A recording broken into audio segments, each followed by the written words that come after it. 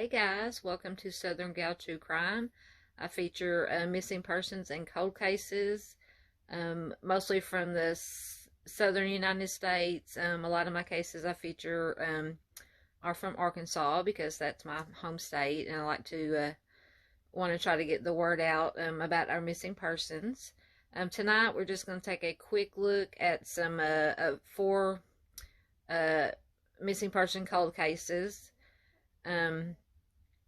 At a later date, I might go back and do individual videos for each of the cases, but I just want to do a quick overview of the cases tonight to help get the word out quickly. But as always, we're going to start with a current missing person case from Never Forgotten Arkansas.gov, which is the Arkansas Missing Persons database. And tonight's featured missing person is Alexis Rain Berry. Alexis is 18 years old. She's a white female, 5'3" tall, 170 pounds with brown hair and brown eyes.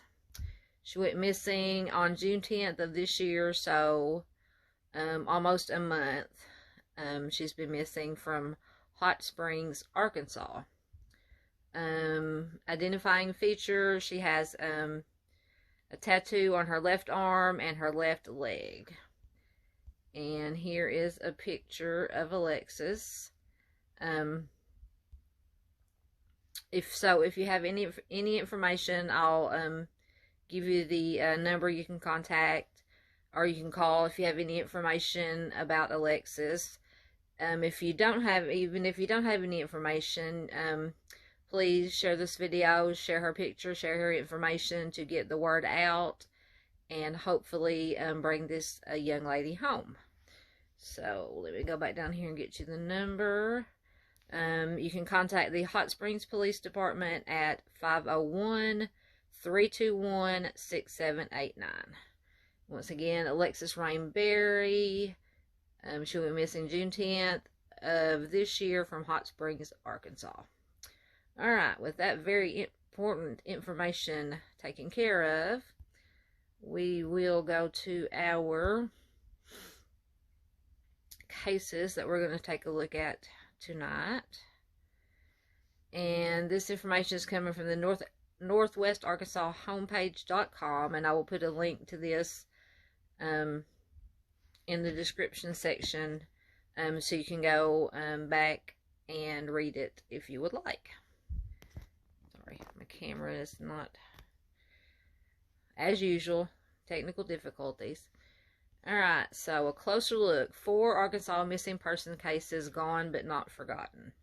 And that's why the whole purpose of my channel, my little small channel in YouTube world, is just to get the information out about these missing persons, keep their name out there so they won't be forgotten, and hopefully we can find a resolution or some information on these cases. Alright, so the first, and this is from 3 years ago. This article was put out. Says at that time there are at least 4 unsolved missing person cases in North Central Arkansas since 1991, and all are women. The first missing person is Sabrina Lynn Underwood. Sabrina disappeared in January of 1991. She was 19, 5'3", 100 pounds, and had auburn hair. She was from Huntsville, Arkansas, and hitchhiked to Izard County, which is about 120 miles away. And that is a long way to hitchhike. And back in 91, I guess it still wasn't uncommon for people to be hitchhiking. I know back in the 60s and 70s it was very popular. I mean, people just, jump in the car with anybody and hitchhike from, hundreds and hundreds of miles. But nowadays, I would not suggest doing that, because it is a very, unfortunately, the world we live in today is a very dangerous world. But anyway, all right, so she was hitchhiking to Israel County, supposedly to meet a man at Calico State Prison, according to media reports. So, all right, 90 days later, so about 3 months later, her partial remains were found near Viola in Fulton County. She was identified by clothing, jewelry, and a notebook with phone numbers and a hair sample that matched a lock of hair that investigators had taken from her home. The bones found were of hips, and it showed that this was a young person who had given birth, according to investigators. She had had a child at age 14 or 15. A search for her skull was done, as it appears that she had been decapitated, according to a family member. And anyone with information about her disappearance is asked to contact the Fulton County Sheriff's Office. And in the description box, I will also put the phone numbers in the description. So if anybody has any information, you'll have a number to call. And here is a picture of Sabrina and her child. And I can't remember how old the child was when she disappeared. Alright. So that's Sabrina Lynn, and there it is. Sabrina Lynn Underwood with her son Danny. Alright, next up is Angela Christine Mack-Cox. Angela disappeared between September and December of 2002, once again from Fulton County. She was 22 years old, 5'3", 100 pounds, and had blonde hair. Her 4-year-old son, Mikey, now this is an interesting, and there is a little bit more information in another article that I'm going to go through after I give you the basic information. Her 4-year-old son, Mikey, was reported missing in September of 2002 by his biological father, Thomas Retu. Angela was reported missing 2 years later in 2004. This is an open investigation by Fulton County Sheriff's Office investigator Dale Weaver, and anyone with information about their disappearance is asked to contact the Fulton County Sheriff's Office. And here's a picture of Angela and, what was it, Angela? Sorry, Angela. With son Mikey on the left, so that is the one that disappeared. And then she had another child, Matthew. Alright, so I'll go back up here and read this article that has got some detailed information. Alright. And this is from updated September 2020. Circumstances surrounding their disappearance is extremely suspicious, said Tiffany Thomas.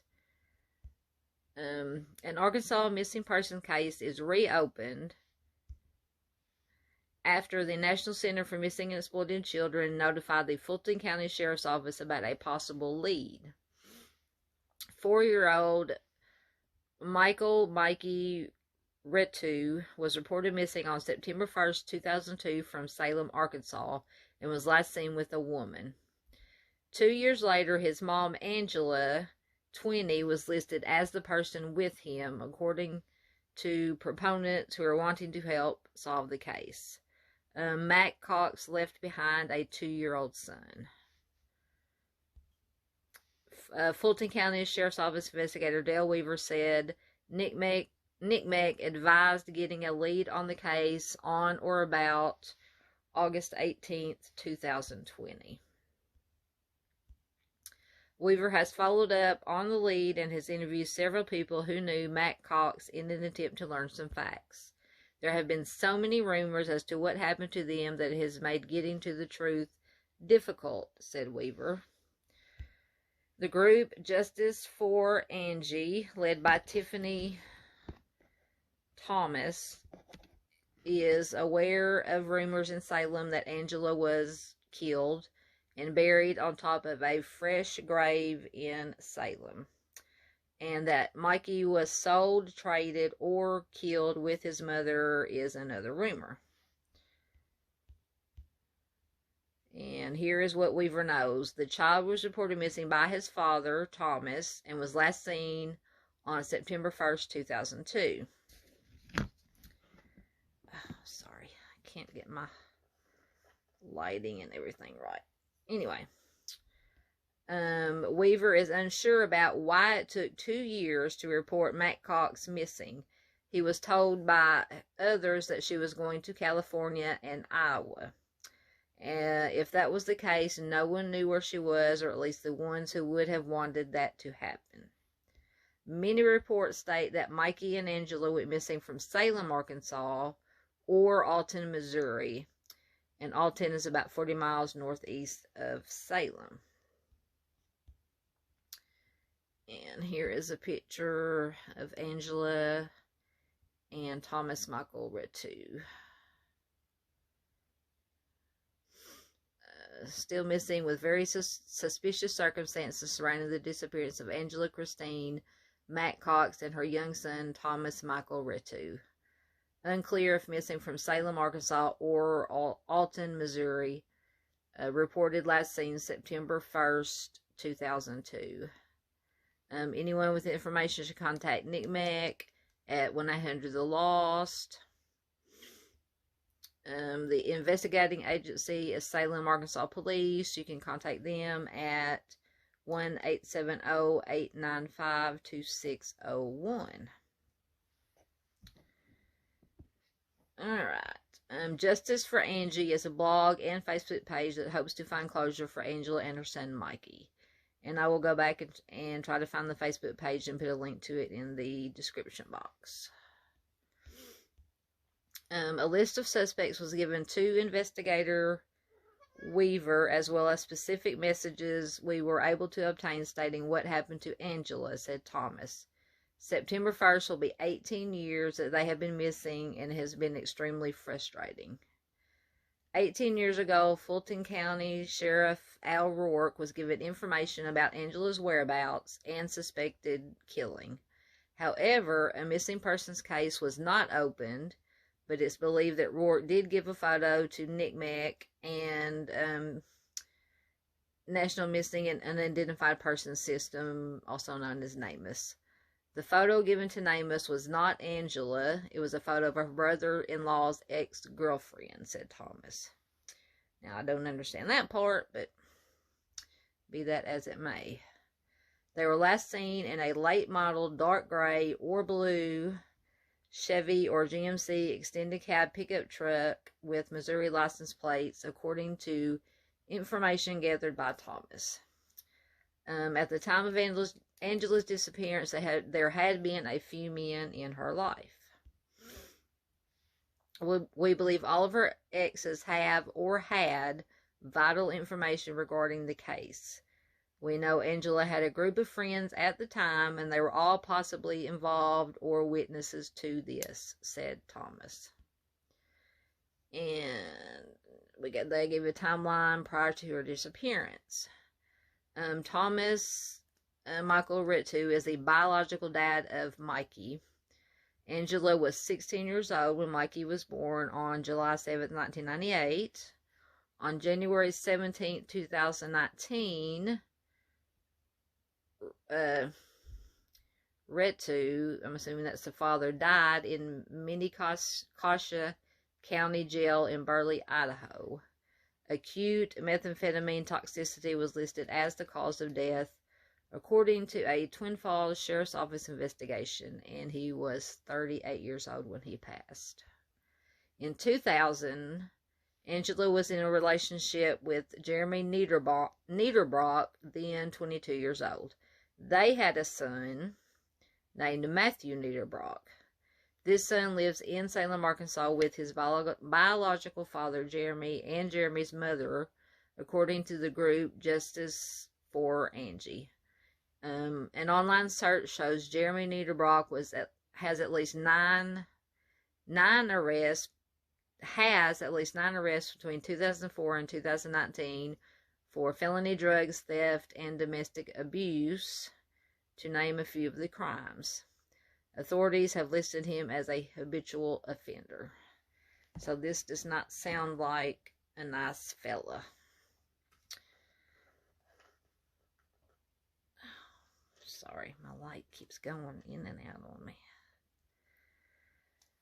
Alright. Angela was married to James M. Cox when she vanished. He lives in Salem, Arkansas, according to the group Justice for Angie.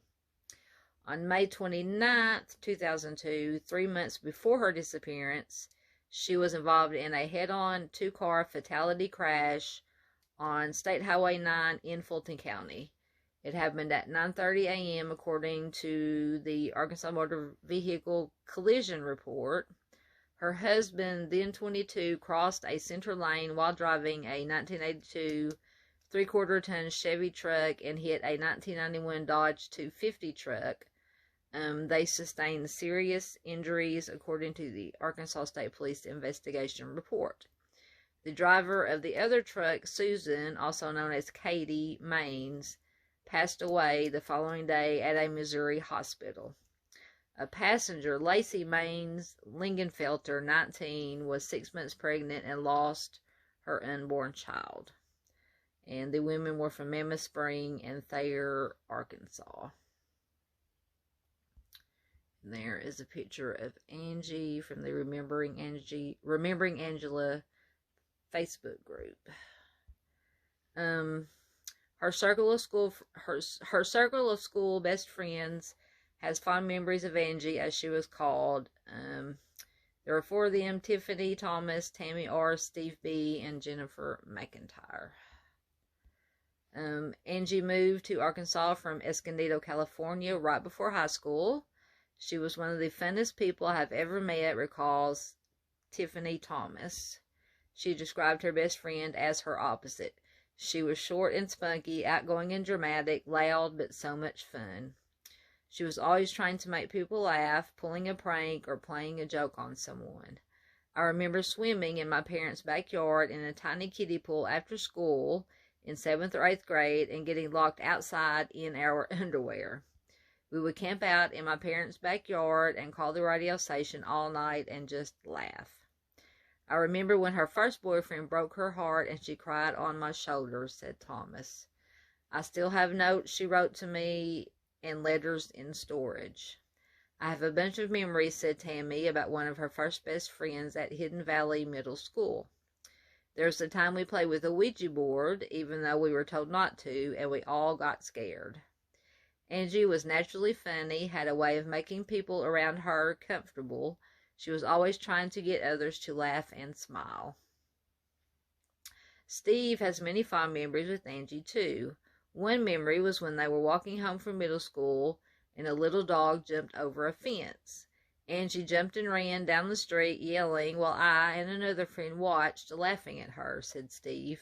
To this day, it still makes me smile and laugh. Jennifer McIntyre remembers sneaking to Angie's house because they could watch MTV, since it wasn't allowed at her house. I remember the days of sitting hours and hours watching MTV. Good times. They'd fill the bathtub with water and take turns swimming.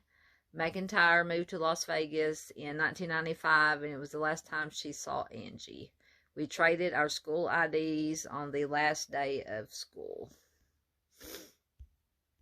And there's another picture of Angie with her 2 boys. So sad. And let's see this quote. One thing we all agree on is that someone knows. It just amazes us that after 18 years, no one has come forward or gotten a guilty conscience or turned on one another. Sadly, those involved in Angie and Mikey's disappearance seem to be career criminals. And that is the running theme through this story, is all or most of the people that Angie was associated with had some kind of drug problems, career criminals. So you just have to be careful, not judging, but you just have to be careful who you hang around with. Alright, and here is Angie as a child. Very beautiful little girl. Alright, I think that is all of that article, so we will go back to look at our other cases. Alright, so that was Angela. And Rebecca Gould, that case has been solved, and I do have, I did a whole video just on the Rebecca Gould case about how it was solved.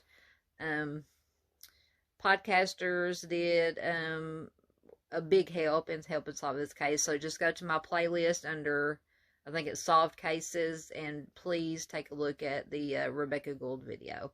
Very interesting. Alright.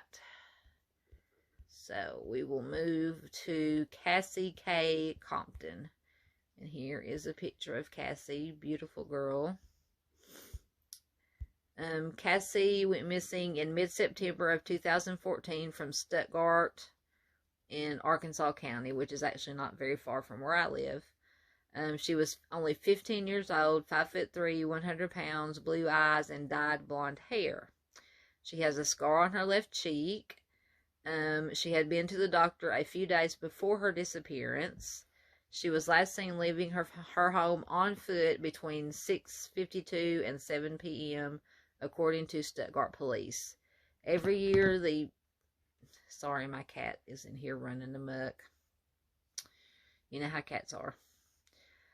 Anyway, she was last seen leaving her home on foot between 6:52 and 7 p.m., every year, the Find Cassie Compton Facebook page participates in a porch light vigil. Anyone with information is asked to call the Stuttgart Police Department at 870-673-1414.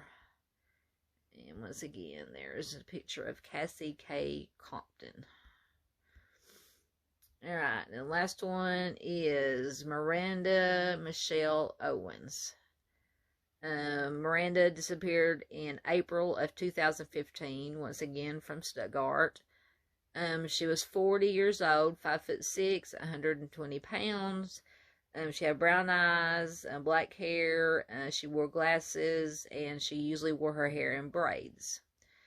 She was last seen at the intersection of 13th and Main in Stuttgart on April 21st, according to police. The Michelle Owens discussion group, has a lot of members who remain active in her search. Anyone with information is asked to call the Stuttgart Police Department at 870-673-1414. And here is a picture of Miss Michelle. Beautiful lady. Alright, I think that is all that I had on. Alright, so I know this was kind of rushed and last minute, but I just wanted to, I came across this article and I just wanted to get that information out. And like I said earlier, I might go back and do individual videos for each of these cases. I have to research them and find all the information I can find about them to help get that word out. Alright, thanks everybody. I really appreciate you taking your time out of your day, night, to watch this. Please do like the video, share the video. All likes and shares and comments helps get the video seen by more people and helps get the information out to more people quickly. If you like what we have here at Southern Gal True Crime, please do subscribe. Hit that notification bell so you get information when I upload new videos. I try to do at least 2 to 3 videos a week, usually on Mondays, Wednesdays, and Fridays.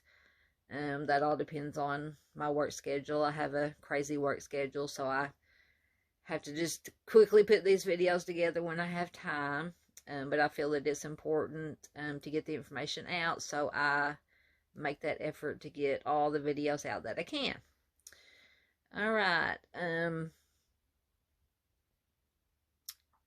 I also have a Facebook page, also called Southern Gal True Crime, where you can find stuff that, information, and some special stuff that I don't put here on YouTube, so please do go check that out. Until next time, everybody take care, be careful out there, be kind to one another, and I'll see you next time. Bye.